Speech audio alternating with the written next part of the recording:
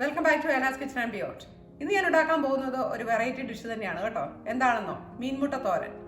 നമ്മൾ സാധാരണ മീൻമുട്ടയ്ക്ക് നാട്ടിലൊക്കെ പറയുന്നത് പനഞ്ഞി എന്നാണ്. എൻ്റെ നാട് കോട്ടയത്താണ്, അവിടെ അങ്ങനെയാണ് പറയുന്നത്.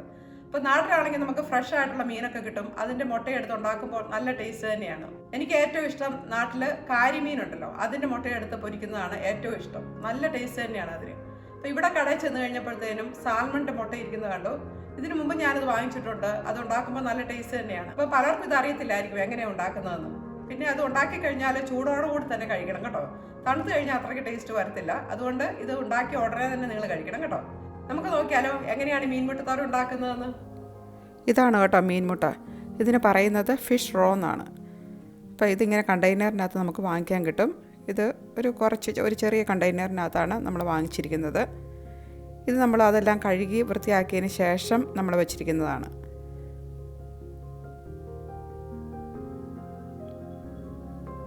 ഇനി ഇതെല്ലാം നമുക്കൊന്ന് ബ്രേക്ക് ചെയ്തെടുക്കാം. ഇതൊന്ന് പൊട്ടിച്ചെടുക്കണം, അല്ലെങ്കിൽ അത് വലിയ പീസായിട്ട് കിടക്കും. അതുകൊണ്ടാണ് ഇങ്ങനെ നമ്മൾ ഇതുപോലെ ഒരു ഫോർക്ക് കൊണ്ട് ഇതുപോലെ പൊട്ടിച്ചെടുക്കുന്നത്.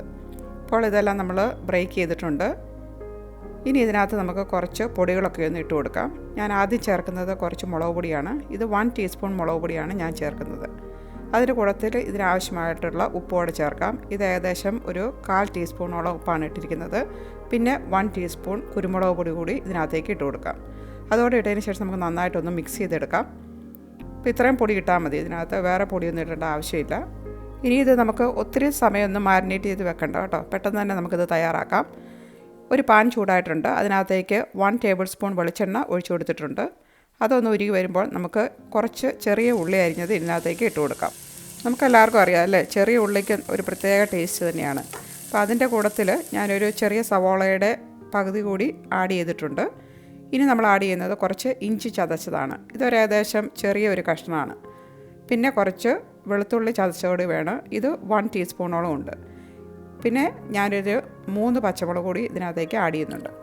ഇതെല്ലാം ഇട്ടതിന് ശേഷം നമുക്ക് നന്നായിട്ടൊന്ന് മിക്സ് ചെയ്ത് കൊടുക്കാം. ഇതൊന്ന് ചെറുതായിട്ടൊന്ന് വഴന്ന് വരുന്നത് വരെ നമുക്ക് ഒന്ന് വെയിറ്റ് ചെയ്യാം. ഇത് കണ്ടോ, ഇതെല്ലാം നന്നായിട്ട് മൂത്തിട്ടുണ്ട്. ഈ സമയത്ത് കുറച്ച് കറിവേപ്പില കൂടി നമുക്ക് ഇട്ട് കൊടുക്കാം. അതോടെ ഇട്ടതിന് ശേഷം നമുക്ക് ഒന്നുകൂടെ ഒന്ന് ഇളക്കി കൊടുക്കാം. ഇനി നമുക്ക് നേരത്തെ മാരിനേറ്റ് ചെയ്ത് വെച്ചിരുന്ന മീൻമുട്ട ആഡ് ചെയ്ത് കൊടുക്കാം. അതോടെ ഇട്ടതിന് ശേഷം നമുക്ക് നന്നായിട്ടൊന്ന് ഇളക്കി കൊടുക്കുക. ആദ്യം നമ്മൾ ഇതുപോലെ കുറച്ച് ലൂസായിട്ടായിരിക്കും ഇരിക്കുന്നത്. ഒരു 5 മിനിറ്റൊക്കെ കഴിയുമ്പോൾ ഇതുപോലെ നന്നായിട്ട് അതിൻ്റെ വെള്ളമൊക്കെ വറ്റി വരുന്നത് കാണാം. ഇത് റെഡി ആയിട്ടില്ല കേട്ടോ, ഇനിയും കുറച്ച് സമയം കൂടെ നമുക്ക് വേണം. നമ്മൾ ഇളക്കുമ്പോൾ നമുക്ക് മനസ്സിലാവും ചെറുതായിട്ട് ഓരോ സ്റ്റേജസ് മാറി വരുന്നത്. ഇത് കുറച്ചുകൂടെ കട്ടിയായിട്ടുണ്ട്. ഇനി നമുക്ക് ഇതിനകത്തേക്ക് കുറച്ച് തേങ്ങ ആഡ് ചെയ്യണം. ഞാനിവിടെ ആഡ് ചെയ്യുന്നത് ഒരു 1/2 കപ്പ് തേങ്ങയാണ്. അത്ര ആഡ് ചെയ്താൽ മതി, ഒത്തിരി ആഡ് ചെയ്യേണ്ട ആവശ്യമില്ല. അതോടെ ഇട്ടതിന് ശേഷം നമുക്ക് നന്നായിട്ട് ഒന്നുകൂടെ എല്ലാം കൂടെ ഒന്ന് മിക്സ് ചെയ്ത് കൊടുക്കാം. ഇനി ഇതിനകത്ത് ഉപ്പൊക്കെ ഉണ്ടോ എന്ന് ഈ സമയത്തൊന്ന് നോക്കണം കേട്ടോ.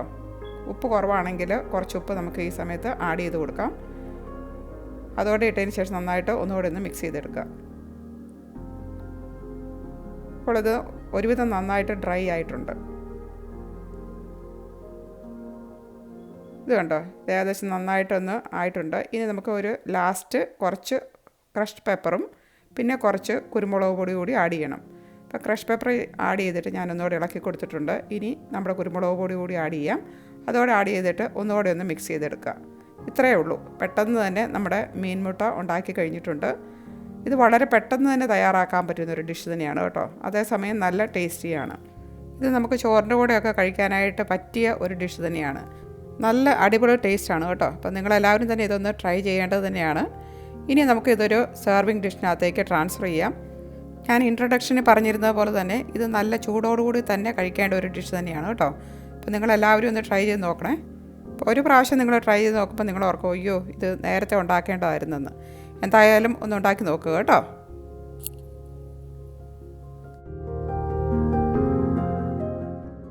നിങ്ങളെല്ലാവരും കണ്ടല്ലോ അല്ലേ എങ്ങനെയാണ് മീൻമുട്ട തോരൻ വെക്കുന്നതെന്ന്. നല്ല ടേസ്റ്റി ആയിട്ടുള്ളൊരു ഡിഷ് തന്നെയാണ് കേട്ടോ. ഇനി നിങ്ങൾ കടയിലെങ്ങാനും പോകുമ്പോഴത്തേനും മീൻമുട്ട കാണുവാണെങ്കിൽ ഒന്ന് മേടിച്ചു പോകണം കേട്ടോ. എന്നിട്ട് ഇതുപോലെ ഉണ്ടാക്കി നോക്കുക. നിങ്ങൾക്ക് തീർച്ചയായിട്ടും ഇഷ്ടപ്പെടും. അപ്പം നിങ്ങൾക്ക് ഇഷ്ടപ്പെടുന്നുണ്ടെങ്കിൽ നിങ്ങളുടെ ഫ്രണ്ട്സിനോടൊക്കെ പറയുക, അവരും അതൊന്ന് ഉണ്ടാക്കി നോക്കട്ടെ അല്ലേ. അതുപോലെ തന്നെ എൻ്റെ ഈ ചാനൽ സബ്സ്ക്രൈബ് ചെയ്തിട്ടില്ലെങ്കിൽ അതൊന്ന് സബ്സ്ക്രൈബ് ചെയ്യണം കേട്ടോ. അപ്പോൾ വീണ്ടും അടുത്ത ആഴ്ച നമുക്ക് വേറെ വീഡിയോയുമായിട്ട് കാണാം. Stay tuned. Bye for now.